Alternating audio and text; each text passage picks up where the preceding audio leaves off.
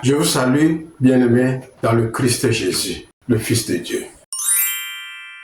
Nous voici à l'heure de l'émission Le Livre Ouvert. Entends-tu, Jésus t'appelle, viens à lui car il t'attend. Une émission qui est réalisée par la cette chrétienne. voix Je suis votre si serviteur, fidèle, Assel. tu résistes à trop longtemps. Le temps fuit, l'heure s'envole. Ouvre ton cœur à Jésus. Obéis à sa parole. Hâte-toi, ne tarde plus. Aujourd'hui, j'aimerais vous amener dans l'évangile de Jésus-Christ selon Saint Matthieu, le chapitre 7e. Couramment, nous disons Matthieu 7. Nous lisons à partir du verset 21. Matthieu chapitre 7, du verset 21 au verset 24. Ce ne sont pas tous ceux qui me disent Seigneur, Seigneur, qui entreront dans le royaume des cieux, mais celui qui fait la volonté de mon Père qui est dans les cieux.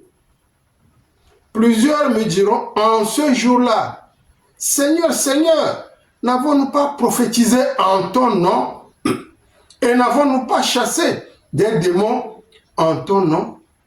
N'avons-nous pas fait beaucoup de miracles en ton nom?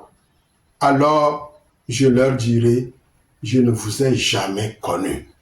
Retirez-vous de moi, vous qui pratiquez l'iniquité.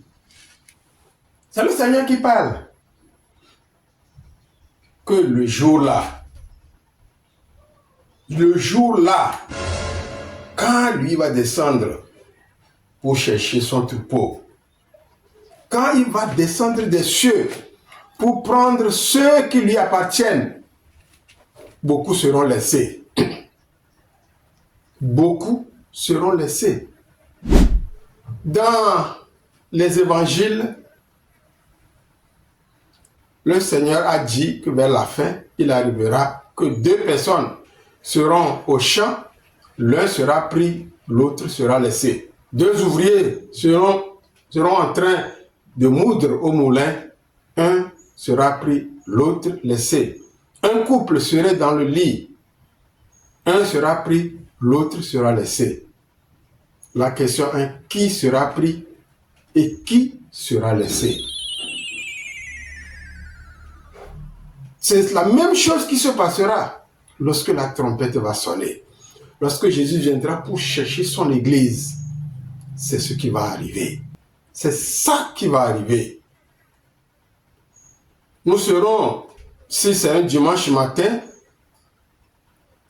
qu'il arrive, nous serons là à l'église, en train de chanter, en train de louer, ou bien en train d'écouter le prédicateur.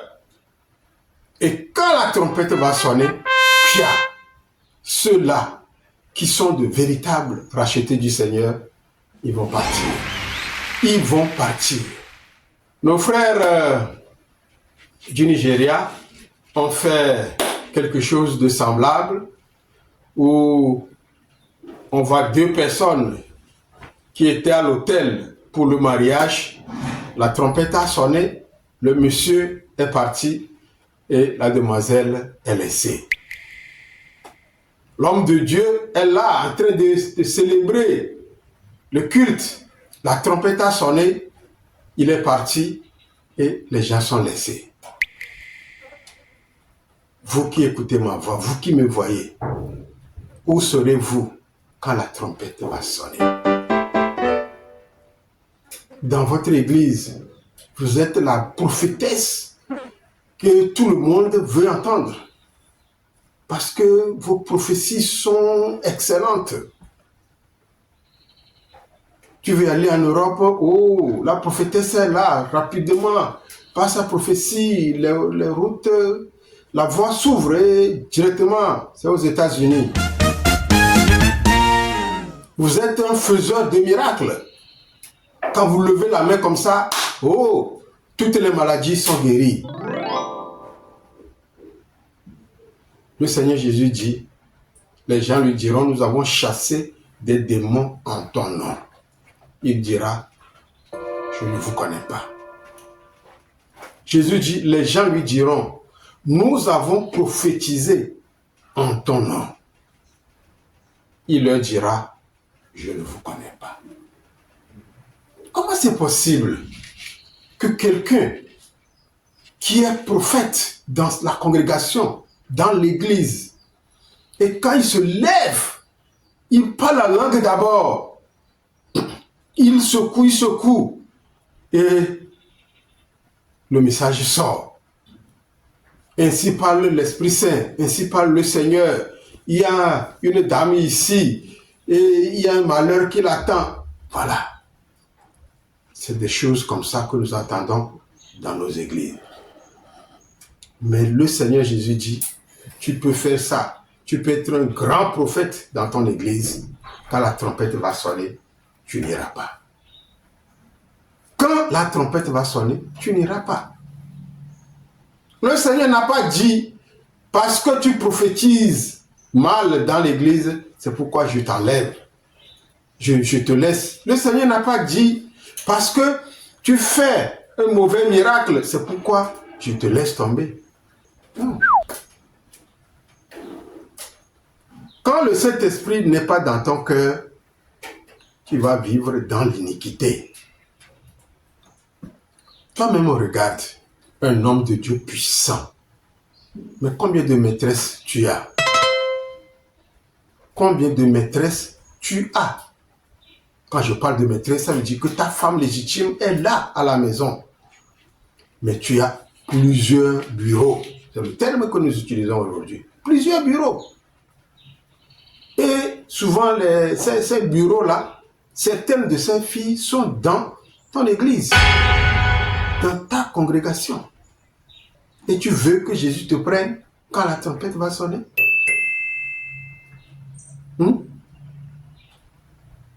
Tu opères des miracles et tu sais où tu es allé chercher cette force pour venir provoquer ces miracles.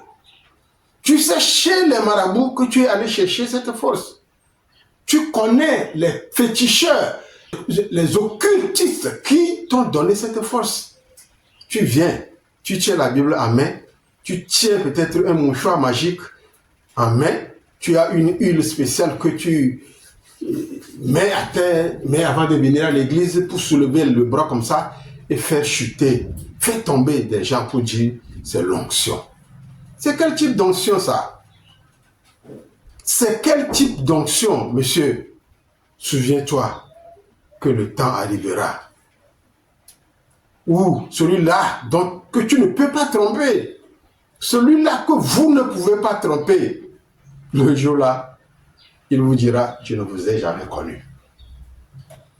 Et vous savez qu'il ne vous connaît pas.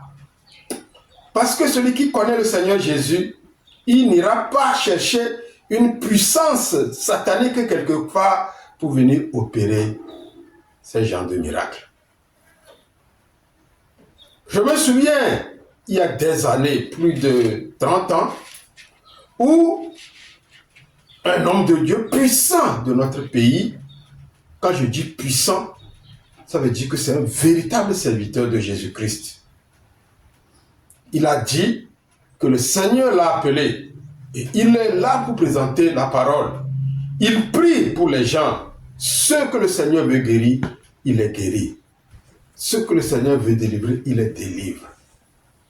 Lui, il n'ira pas chercher son onction, la puissance au Bénin, au Nigeria, où ses collègues ont l'habitude d'aller pour chercher la force, ces forces sataniques pour venir opérer dans leur église.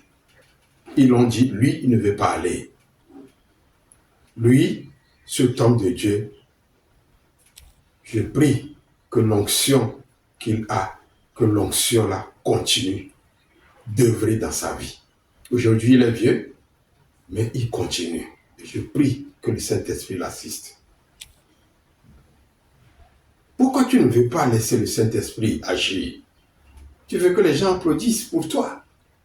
Tu veux que quand tu viens à l'église, oh, ceux qui sont devant toi, ils s'écroulent devant toi pour dire que c'est l'onction qui fait ça. Quel type d'onction ça? Quel type d'onction ça? Oh, tu es plus loin que le Seigneur Jésus, le Fils de Dieu même ça. Tu es plus loin que le Fils de Dieu. Laisse le Saint-Esprit prendre contrôle de ta vie. Les gens vont t'applaudir aujourd'hui. Les gens vont t'acclamer aujourd'hui. Parce que, oh, quel est le problème que tu vas amener chez cet homme de Dieu et tu ne trouveras pas de solution. Il n'y en a pas. Et le jour-là, quand la trompette va sonner, monsieur, homme de Dieu, tu n'iras pas. Madame, femme de Dieu, tu n'iras pas.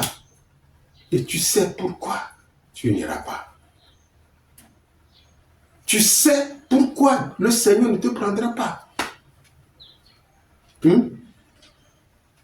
Vous qui m'écoutez, Jésus m'envoie vous dire de ne pas courir après ces miracles, de ne pas courir après ces guérisons, de ne pas courir après ces types de prophéties.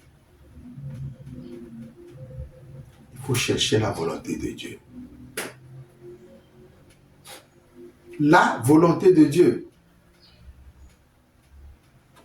Connaître Jésus, le rencontrer, lui donner sa vie, entrer en alliance avec lui. C'est la volonté de Dieu. Évangile de Jean, chapitre 6. Jean, chapitre 6. Le Seigneur Jésus dit, au verset 40, « Car c'est ici la volonté de mon Père, c'est que quiconque croit, d'abord, quiconque discerne le Fils et croit en lui ait la vie éternelle, et je le ressusciterai au dernier jour. » Quiconque discerne et croit au Fils de Dieu ait la vie éternelle, et au dernier jour, Jésus va le ressusciter. La volonté de Dieu. Dans les Épîtres, la volonté de Dieu, c'est notre sainteté. Celui qui a reçu le Seigneur Jésus, il est déjà sauvé. La volonté de Dieu pour lui, c'est qu'il vive dans la sanctification. La sanctification, c'est le combat contre tout ce qui n'honore pas Jésus. C'est le combat contre tout ce qu'on appelle péché. Voilà ce que le Seigneur attend. Quand tu ne vis pas dans la sainteté, quand tu ne vis pas dans la sanctification, et tu t'amuses avec le péché, comment veux-tu que Jésus te prenne avec lui quand la trompette va sonner? Quand ta vie, tu prends ta vie pour honorer Lucifer, quand tu prends ta vie pour honorer les forces obscures, comment veux-tu que Jésus te prenne? Ce n'est pas possible. Alors aujourd'hui, il m'envoie vous dire que bientôt il va revenir. Ne vous contentez pas de chaque dimanche aller à l'église, ça ne suffit pas. Ne vous contentez pas de prophétiser, ne vous contentez pas de faire les miracles, ça ne suffit pas. Il faut d'abord entrer en alliance avec le Fils de Dieu. Seigneur, je reconnais que je suis pécheur, je mérite la condamnation de Dieu. Mais je crois que c'est pour moi que tu es mort sur la croix. Le sang qui a coulé de ton corps lorsque ce soldat romain t'a percé, je prie, Seigneur, que tu me laves par ce sang précieux. Je crois que lorsque tu es mort et qu'on t'a mis dans le tombeau, le troisième jour, tu es revenu à la vie. Je te donne mon cœur. Viens prends en contrôle. Je ne veux plus vivre pour moi-même. Je veux désormais vivre pour toi. Voilà, simple prière que je t'invite à faire pour recevoir Jésus dans ta vie.